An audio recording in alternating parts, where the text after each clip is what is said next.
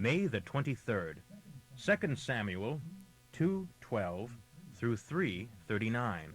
One day General Abner led some of Ishbosheth's troops to Gibeon from Mahanaim, and General Joab, the son of Zeruiah, led David's troops out to meet them.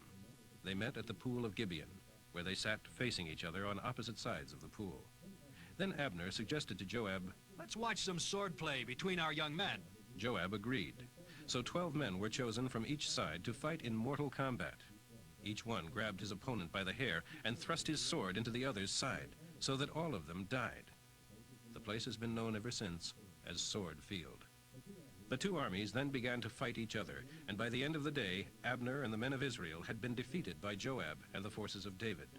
Joab's brothers, Abishai and Asahel, were also in the battle.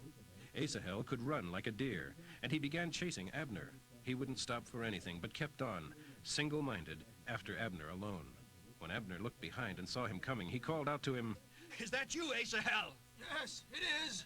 "Go after someone else." Abner warned, but Asahel refused and kept on coming. Again, Abner shouted to him, "Get away from here! I could never face your brother Joab if I have to kill you." But he refused to turn away. So Abner pierced him through the belly with the butt end of his spear. It went right through his body and came out his back. He stumbled to the ground and died there. And everyone stopped when they came to the place where he lay.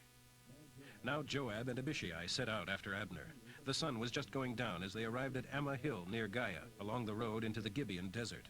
Abner's troops from the tribe of Benjamin regrouped there at the top of the hill, and Abner shouted down to Joab, "Must our swords continue to kill each other forever?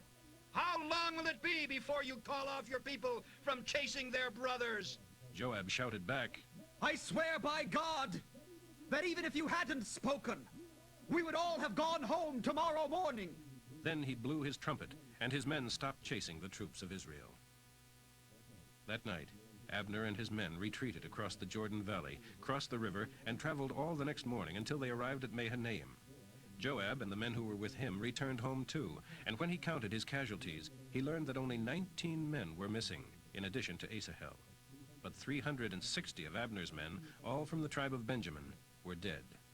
Joab and his men took Asahel's body to Bethlehem and buried him beside his father. Then they traveled all night and reached Hebron at daybreak.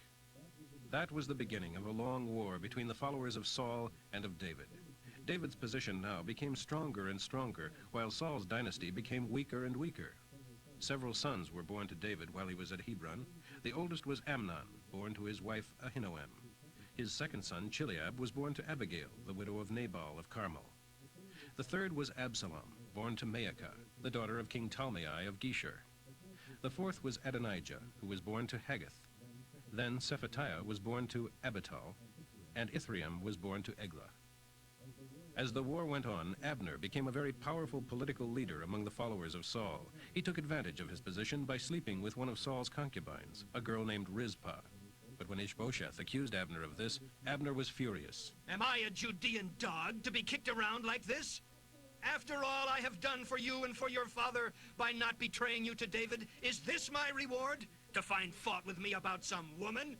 May God curse me if I don't do everything I can to take away the entire kingdom from you, all the way from Dan to Beersheba, and give it to David, just as the Lord predicted." Ishbosheth made no reply, for he was afraid of Abner.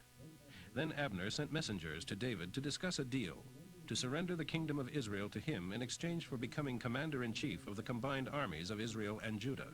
David replied, "All right, but I will not negotiate with you unless you bring me my wife Michal, Saul's daughter." David then sent this message to Ishbosheth.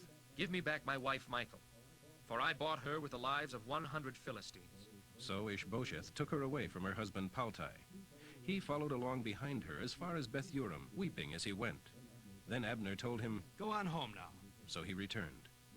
Meanwhile, Abner consulted with the leaders of Israel and reminded them that for a long time they had wanted David as their king.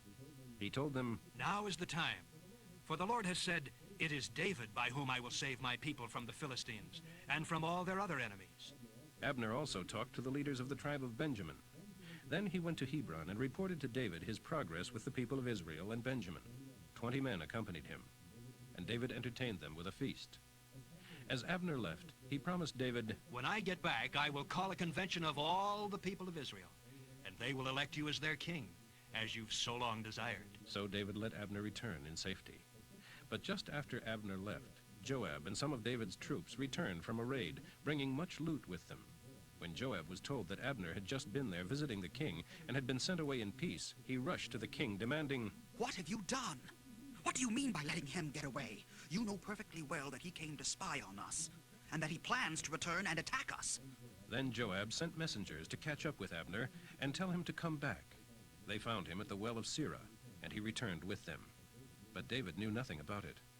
When Abner arrived at Hebron, Joab took him aside at the city gate as if to speak with him privately. But then he pulled out a dagger and killed him in revenge for the death of his brother Asahel.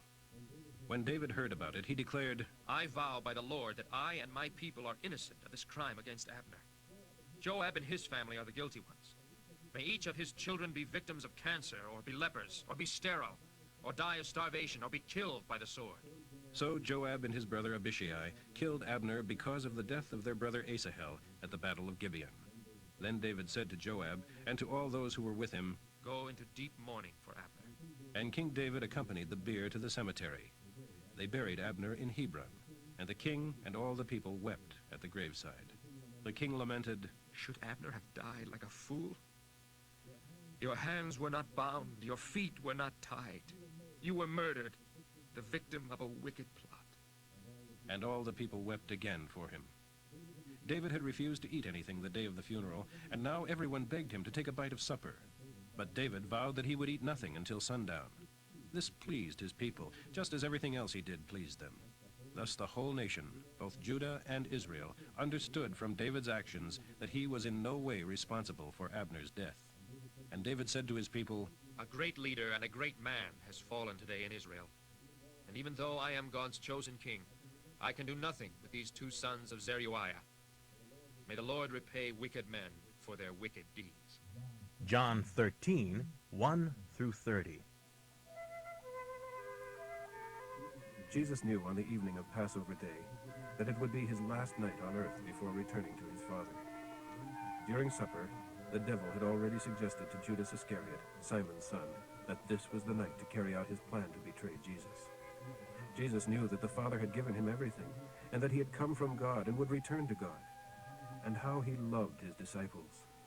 So he got up from the supper table, took off his robe, wrapped a towel around his loins, poured water into a basin, and began to wash the disciples' feet, and to wipe them with the towel he had around him. When he came to Simon Peter, Peter said to him, Master, you shouldn't be washing our feet like this. Jesus replied, You don't understand now why I am doing it. Someday you will. No, you shall never wash my feet. But if I don't, you can't be my partner, Jesus replied. Well, then wash my hands and head as well, not just my feet. Jesus replied, One who has bathed all over needs only to have his feet washed to be entirely clean. Now you are clean. But that isn't true of everyone here. For Jesus knew who would betray him. That is what he meant when he said, Not all of you are clean. After washing their feet, he put on his robe again and sat down and asked, Do you understand what I was doing? You call me Master and Lord, and you do well to say it, for it is true. And since I, the Lord and Teacher, have washed your feet, you ought to wash each other's feet. I have given you an example to follow. Do as I have done to you. How true it is that a servant is not greater than his master, nor is the messenger more important than the one who sends him. You know these things. Now do them. That is the path of blessing. I am not saying these things to all of you. I know so well each one of you I chose. The scripture declares, One who eats supper with me will betray me, and this will soon come true. I tell you this now, so that when it happens, you will believe on me. Truly, anyone welcoming the Holy Spirit, whom I will send, is welcoming me, and to welcome me is to welcome the Father who sent me. Now Jesus was in great anguish of spirit and exclaimed, Yes, it is true, one of you will betray me. The disciples looked at each other, wondering whom he could mean. Since I was sitting next to Jesus at the table, being his closest friend, Simon Peter motioned to me to ask him who it was who would do this terrible deed. So I turned and asked him, Lord, who is it?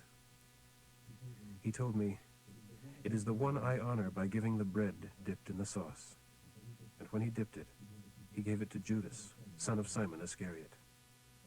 As soon as Judas had eaten it, Satan entered into him. Then Jesus told him, "Hurry, do it now." None of the others at the table knew what Jesus meant. Some thought that since Judas was their treasurer, Jesus was telling him to go and pay for the food or to give some money to the poor. Judas left at once, going out into the night. Psalm 119, 1 through 16. Happy are all who perfectly follow the laws of God.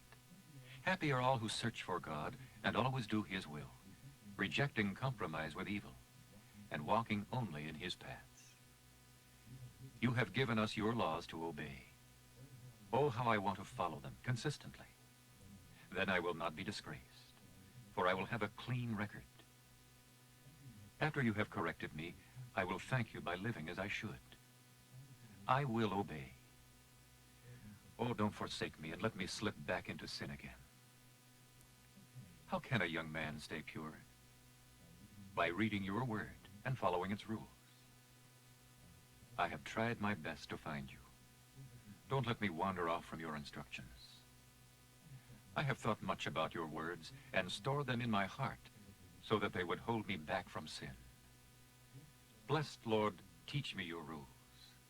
I have recited your laws and rejoiced in them more than in riches.